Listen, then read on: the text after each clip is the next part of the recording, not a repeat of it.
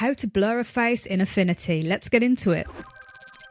Start by opening your image, then come over to the circular selection tool from the toolbar. Then draw a selection over the face that you want to blur out. You can drag the selection by hovering over it and adjusting it like so. Next, select the layer of which your image is on, then press Command or Ctrl J on your keyboard. This is going to create a new layer that is just the selection that we have here.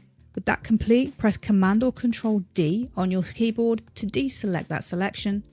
Then with the face layer selected, come down to the filters icon right here and then select Gaussian blur. This is going to open up this Gaussian blur window.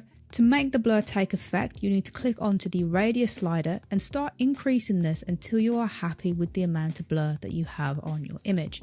Once you're happy with that blur, you can exit out of that, and that's all there is to it.